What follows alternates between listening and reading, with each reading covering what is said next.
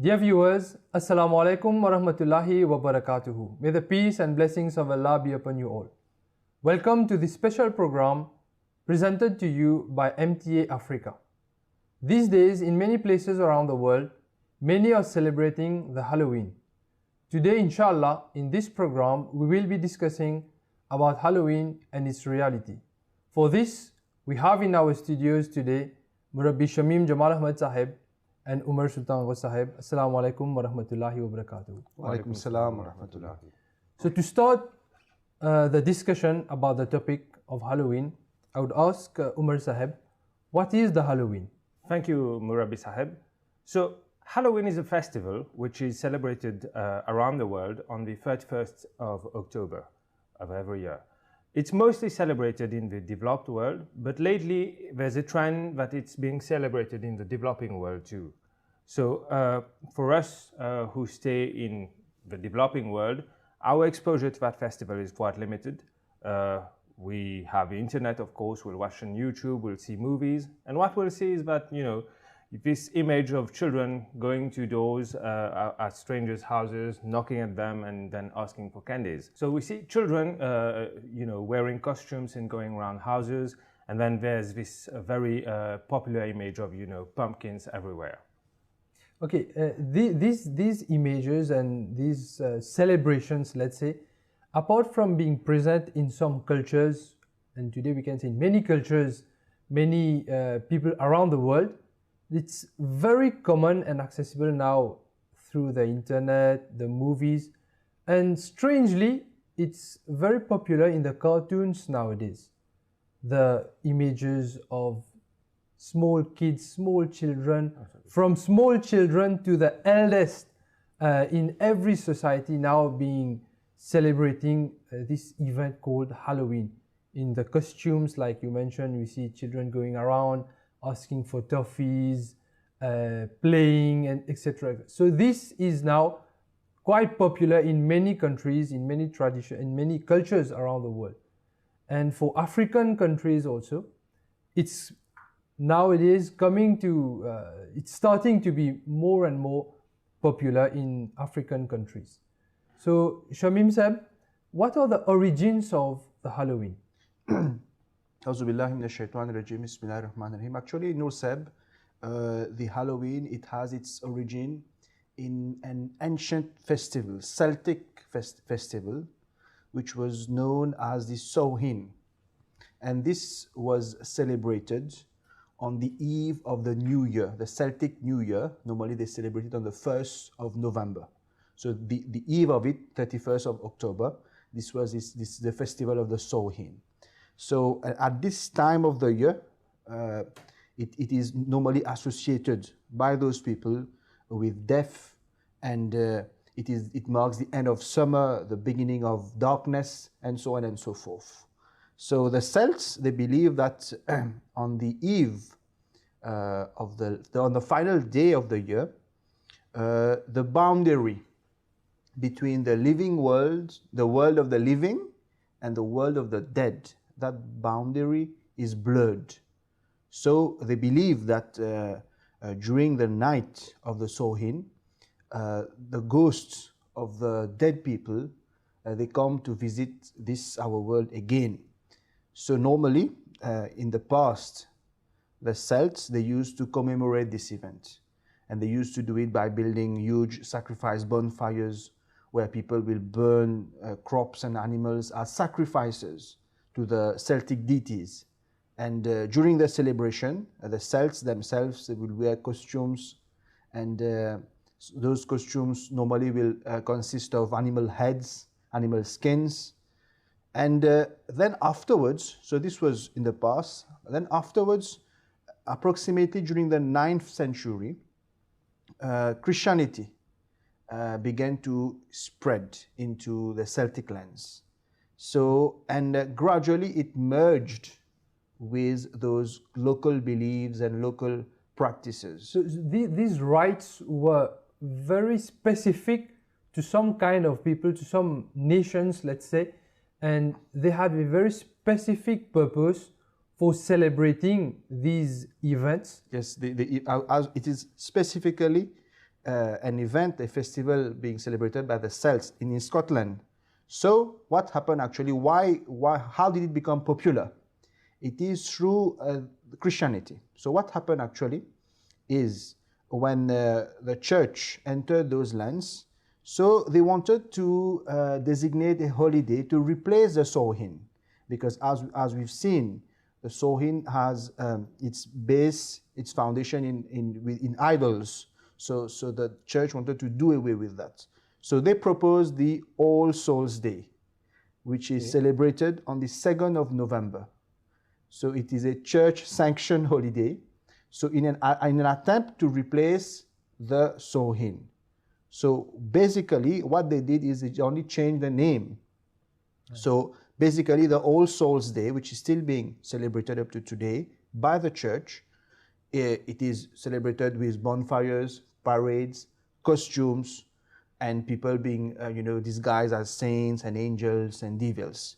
So the All Saints Day is also known as the All Hallows. The All Hallows. And the night before it is known as the All Hallows Eve. Right. So basically the All Hallows Eve became the Halloween. So in a nutshell, we see that Halloween, basically it started as a pagan festival of the Celts, and gradually through the action of the church, it became something much more popular. So, and that has its origins in idol worshipping and worshipping of other deities, other, we can say, beings, apart from God, apart from whatever name we could attribute with the only God. So that Halloween has its origin very closely related to the worship of other things other than God. And gradually it became, as you explained, with time, with the progress of Christianity, it progressed into something today what is known as Halloween. But apart from the religious aspect, its origins, would it be right to say that it's not right, it's not correct to celebrate? So Umar Sahib, you mentioned about how Halloween is being celebrated in many cultures, in many countries around the world, in many societies. So why it's not right to celebrate or to participate, to encourage the celebration of Halloween? Well, you see, Murabi Sahib, when we talk about Halloween, going back to the images we've used at the beginning of this program, we're mostly talking about children. It's a children's festival. It's not a festival for adults, although adults will have their own version of that festival, obviously. But what you'll see on the streets is mostly children. So when you think in terms of the disadvantages of the festival, you have to think in terms of the short and long-term effects that kind of festival can have on children. Most people, unfortunately, not only for Halloween, but for any festival, I must say, they participate in celebrations without really understanding why they're doing it or what are the origins. So everyone is doing, if I'm not doing it, I'm the odd guy. Exactly. So you just want to follow and be in, and not be outside the group. So, and that is not necessarily a bad thing. Most people do that in a light-hearted spirit. But with so much attention nowadays on Halloween, as you said, it may be very tempting to join in, but then we may forget that these can have a very, very bad effect on children. Let's take an example. We said that children go to the doors of strangers, they'll knock, and then they'll ask for candies. Forget about Halloween. Let's take just about any other day of the year. Would we allow our children to do that? Obviously we wouldn't. It would be considered unsocial behavior, unruly, that would be considered a bad thing. So why an exception on that day? What are we really teaching our kids? So when you teach them that, there's an exception to every rule, that's the start of something which runs deeper. It starts with one exception, and then the child grows and says, maybe the circumstances are different today. Maybe I can do another exception. So where do you draw the limit then? That's the first real bad thing I can think of when we're talking about the bad effect of Halloween on children. So right from the root itself, in the education of the children, of the future generations, we are saying that right from the roots, we are teaching them that the bad thing, the exception to the rule, is the right thing to start with. That there can be exceptions to the rule. And to add on that, Umar Seb, we've talked about parades and costumes, and sometimes the children, most of them, they wear masks. And studies have showed that those wearing masks, they tend to be more, daring in asking for candies. They tend to ask more candies than the others. Why? Because they hide behind the mask. So what are we teaching the children again? That we can hide from the consequences of our actions by hiding our identity. So by wearing a mask, you can do whatever you want. So if it is something which can be done on Halloween, then he's a child. So it can occur to him to do the same thing later, just and to be able to avoid the bad consequences of his or her action. So something that may look trivial, simple, but it can have a lasting effect, damaging effect on the psychology of the children. And today we find many parents, many elders present among us in the society today, and that's the question: where did we go wrong? That's the main question nowadays. Where did we go wrong? And we forget that right from the root, right from the beginning of the education, of the training of our children, this is where many times we go wrong about the ways we tend to ignore things that we think are petty or simple, but they are not. Something else that comes to mind is, hooliganism is something that is commonly, condemned everywhere. It's something it's wrong. But why is it that, during a night in the year, we allow our children to act like hooligans, to run around the streets without any control, to trespass, to enter on the private properties of people, to knock on their doors, to ask for something that's not theirs, and to threaten. There's this culture now, because there's sometimes disguised as witches and wizards. So they say that if you don't give me candies, I'm going to do this and I'm going to do that, and to cause trouble. So what are we actually teaching the children? So is it not right to say that the society is trying to teach these children how to be courageous with these acts? Well, you could also say that, yes, that to a certain extent, society is trying to make these children bold in a good way. But there are so many other ways you could do that. Why are teach children to go to doors of strangers and do such things only with that leitmotiv of having, maybe a more courageous, a braver character? I think it's a complete waste. You could do that in so many other ways. For example, sports or public speaking, and so many other examples. But I'd like to go back to that image of masks, which Murabbi Shamim mentioned earlier.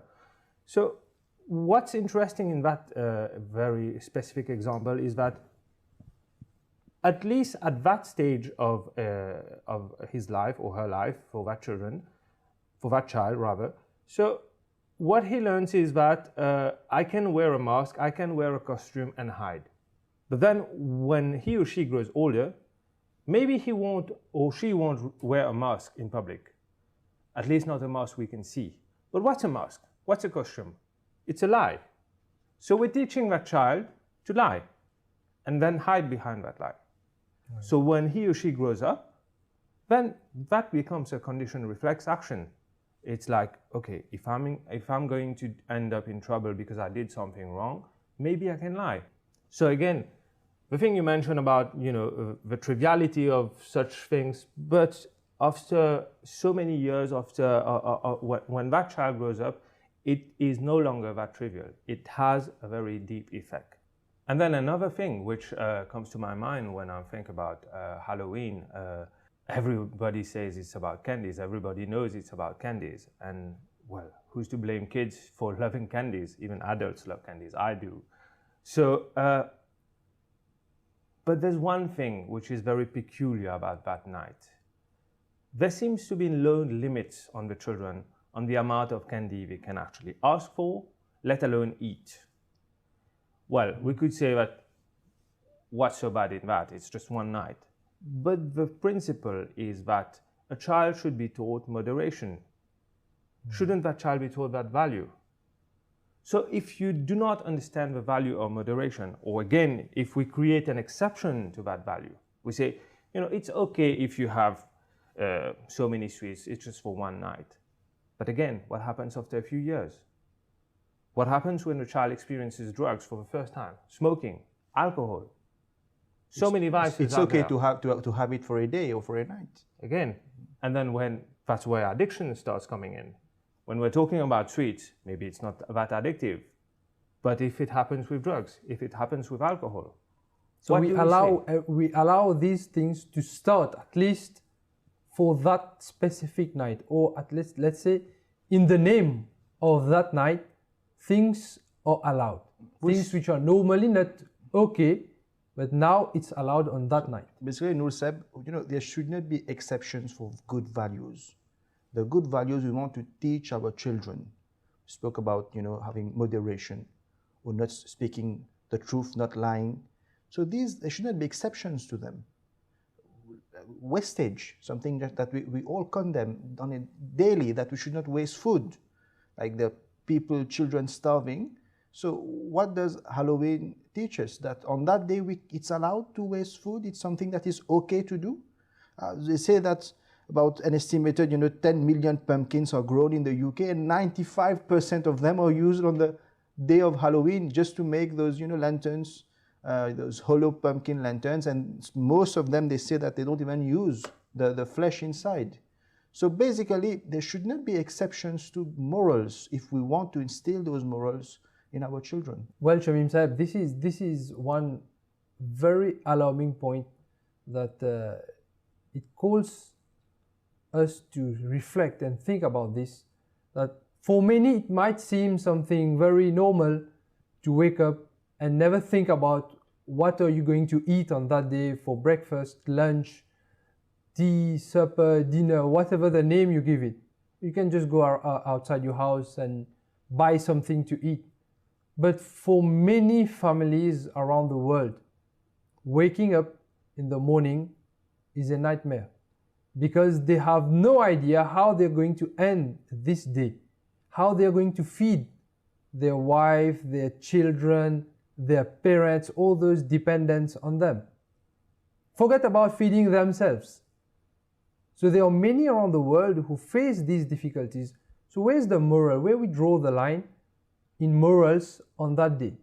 Where we have some people, some countries wasting 95% of the food production in simple decorations, just to celebrate the dead, just to celebrate the souls, which can have no good effect on us, which can bring us no good and no harm.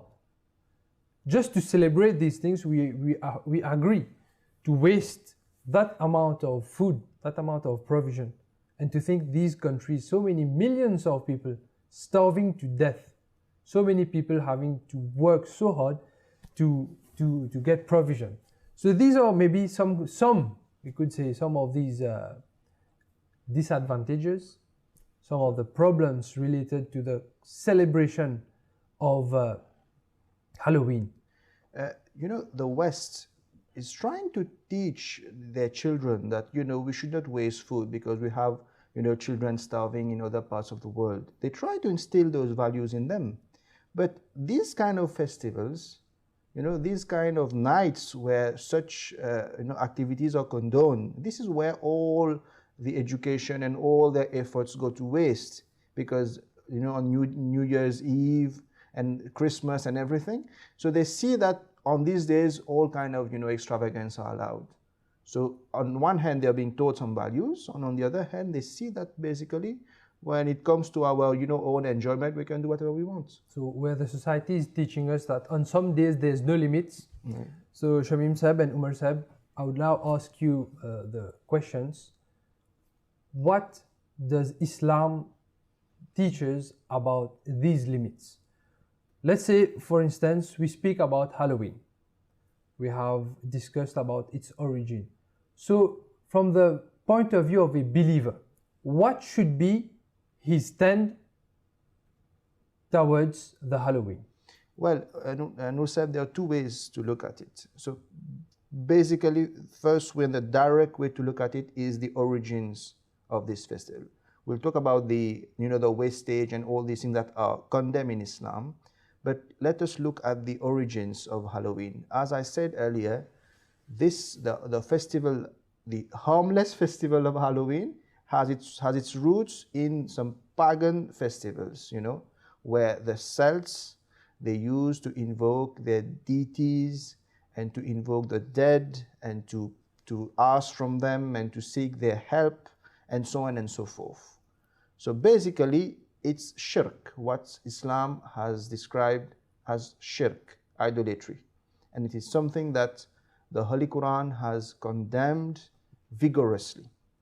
Actually, Islam has, not only condemned shirk, Islam has, shut down all the avenues that lead to shirk. So this is very important. So anything that has a slightest, that might lead somebody to shirk or to something related to shirk, Islam has closed that door, that you should not, get involved in that. So basically, for a believer, if he's aware of the real origins of Halloween, he will make sure that not only him, but also he and his family and his children, they will not go near to that festival.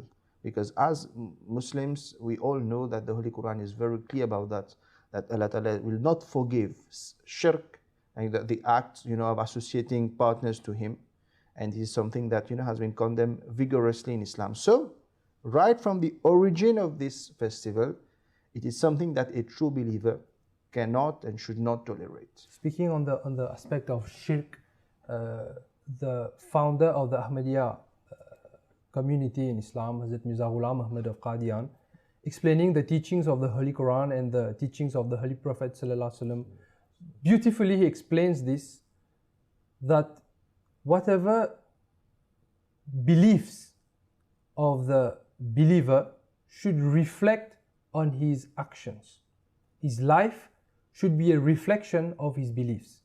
Now, if someone says, La ilaha illallah, that there is no one worthy of worship except from Allah, that is, the only one worthy of worship is Allah, how can a believer participate, let's say, just for the sake of the society or for the sake of others, in these kinds of celebrations or in these kinds of programs that's attributed directly to other deities other than Allah? So right from the beginning, Shamim Sahib, as you have mentioned, it's wrong for a believer to participate in this program or to organize this program. In the Holy Quran, Allah Ta'ala very clearly and emphatically says, La tushrik billah. Do not associate anyone, any partners or anything with Allah Ta'ala. And in many places, Allah Ta'ala will add other instructions and commandments with this. But it's very clear, the one who worships Allah cannot and should not even go near, participate in these kinds of celebration, the shirk, such as Halloween. The shirk we are talking about, Nur Sahib, can take various forms. And one of the most common form of shirk is superstitions. To believe that somebody else or another being or something else can harm us or can do us good just as the same way as Allah can do. So all those kind of superstition has been condemned in Islam as shirk, that these are forms of shirk, of associating partner with Allah. And the Holy Prophet ﷺ, like we mentioned, that the origins of Halloween is based on a superstition, that on the eve of the new year, the boundary between the living and the dead, you know, becomes blurred, and then the dead comes back in the form of ghost, and they can harm us. So we should, you know, give them, you know, sacrifices and so on and so forth. So it's superstition. So the Holy Prophet ﷺ has condemned all those kinds of superstitions, saying they are all, you know, forms of shirk. For example, the Holy Prophet ﷺ, speaking about bad omens, it's known as a tiara. He said that it is from shirk, and none among us can be influenced by it, except it is removed by Allah's tawakkul. That for a believer, there should be tawakkul, that is reliance on Allah only. So when we talk about shirk, we should know that there are different forms of shirk, and all those kinds of beliefs, you know, which we term as superstitions, they are also forms, you know, forms of shirk. Just a word of clarification for the sake of our viewers. Superstition here, when we are talking about superstition, it means blind belief. Belief that some event, some things, some ghosts, some witches, they can bring us some harm or some good fortune, they can change our fortune, etc. So probably many of those watching this program, they don't participate directly in events such as Halloween or other such programs, neither Christmas, or they don't celebrate other events which might be attributed to these discussion, to this kind of discussion we are having. But in one way or the other, many among us, many people, they have some kind of superstitious belief. We are influenced so much in all the societies of the world, without exception. In one way or the other, there are so many kinds of superstitious belief, whether it's Asia, Europe, America, the islands, Africa itself.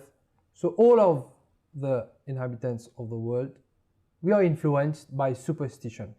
And as a believer, as you have mentioned, Shamim Sahib, we are not to be influenced by superstition, because for those who believe in the existence of Allah, for those who take Allah Ta'ala as their God, should not have anything to do with superstition. So, as you say, Murabi Sahib, superstition is something that's prohibited outright in Islam. And for the benefit of our viewers, I want to be clear that for the Ahmadiyya community, Halloween is considered as superstition and is prohibited to the same degree as any other form of shirk. In that respect, I'd like to quote Hazrat Mirza Masroor Ahmad, may Allah be his helper, the fifth successor of the promised Messiah and currently the head of the Ahmadiyya Muslim community. Hazur spoke about Halloween and said that, and explained why one should refrain from celebrating that. Hazur says that the reality of Halloween entails the belief in the existence of witches, evil spirits, and satanic worship. Whilst people celebrate Halloween on the pretext of having fun, it is entirely wrong and dangerous to believe in things that are supernatural just for fun. Ahmadi children in particular should therefore avoid this. Even until recently, some villages would offer something to children, believing that it would save them from spirits. This also emboldens children to commit wrong acts for the sake of fun. For example, rude manners towards elders is becoming common. Movies also give wrong messages, and in particular when children are encouraged to watch them by adults. The result is that the society will only deteriorate. Hazur said, for us, the biggest matter is the bringing of dead spirits, as if equal to God, and thus committing shirk. Now, when we've understood that, and that is very clear that the connotations behind Halloween, the festival itself, is purely shirk, I think it's very clear that this is something to be avoided completely by Ahmadi children, adults alike. And from the explanation of the head of the Ahmadiyya community is that would mean that anyone can do anything during the year, any wrong, so just feed the souls and do something like some kind of expiation. Just feed the souls through these kids. So we give our kids as a means for these souls, etc.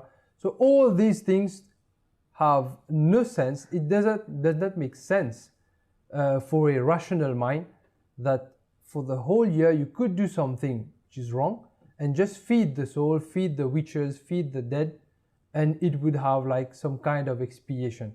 So Merseb, the quote that you mentioned, it clearly says that Halloween is not for the believers. So after all these explanations about Halloween, superstition, and these customs so ever present in many societies around the world, one could say that it's not that common, popular in African countries or some other countries or regions around the world. But it should be noted that in some countries of Africa also, this tendency is on the increase. If it's not very popular or common, but it's on the increase. Its source is from the expats, from those people coming from outside Africa and bringing their culture with them and imposing on the African cultures or other cultures around the world. It doesn't mean that when we speak about Africa, it means only Africa and the other countries are not concerned. But the explanation that we have mentioned, it does concern the African continent, even the Asian continent.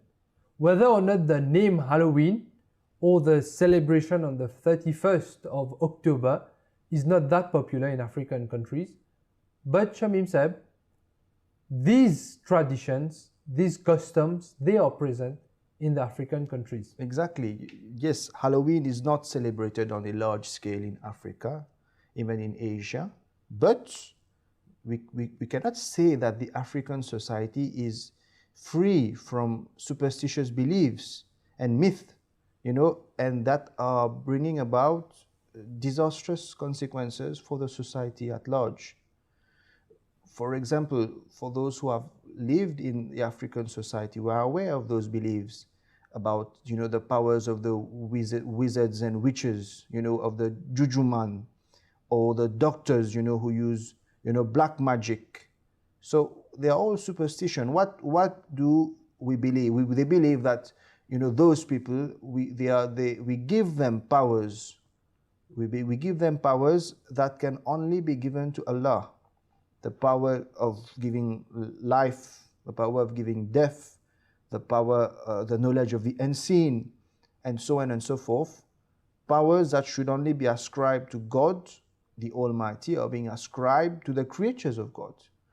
So, yes, Halloween is not celebrated in Africa at large, but we are deeply entrenched in similar superstitions, and these superstitions are bringing about, very disastrous consequences. For example, first and foremost, faith in Allah.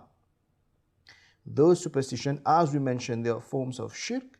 So because of them, faith in the one true God, and not only one true God, and faith in the divine decree, taqdeer, as we know it, which is part of the articles of faith, these are decreasing. Why? Because people tend to have more faith in the witches and the wizards and the juju man and the black magic and so on and so forth. Let's talk about the economy. Nowadays, it's so common in the African society, the quick fix to earn money quickly, that we go and see that man, we pay him something, and we're going to have, our business is going to boom after that. So this has, instead of striving to make a respectful livelihood, some people tend to turn to those people, and with very bad consequences.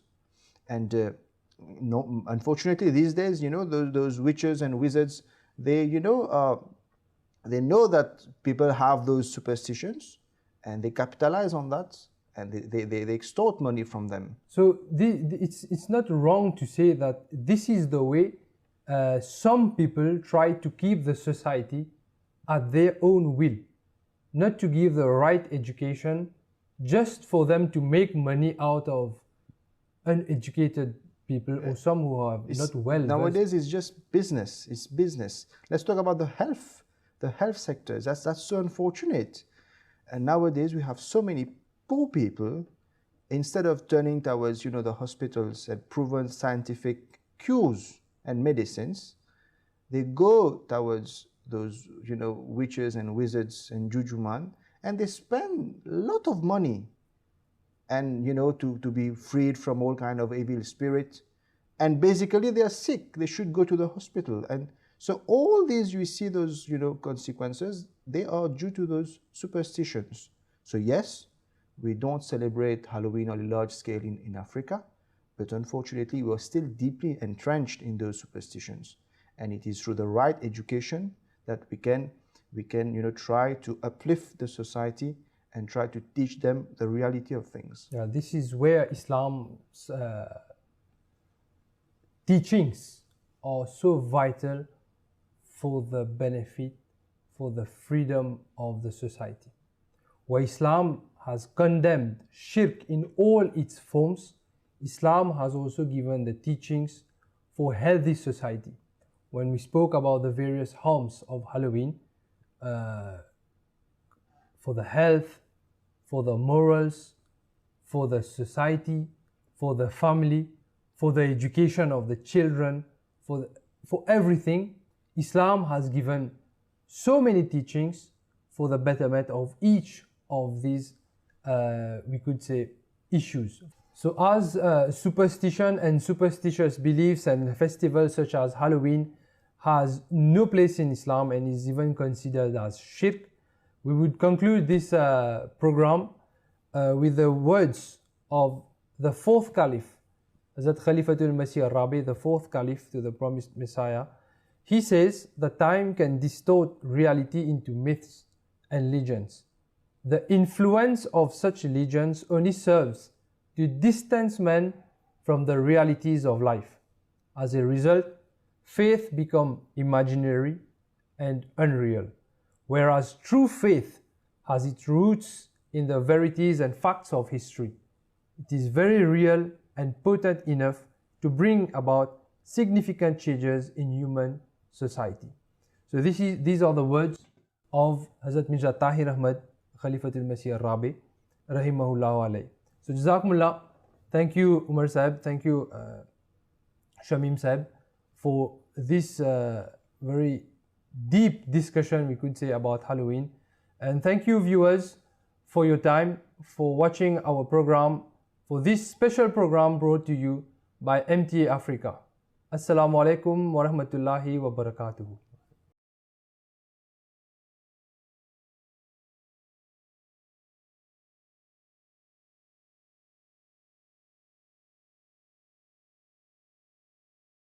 खिलाफत फसल गुल भी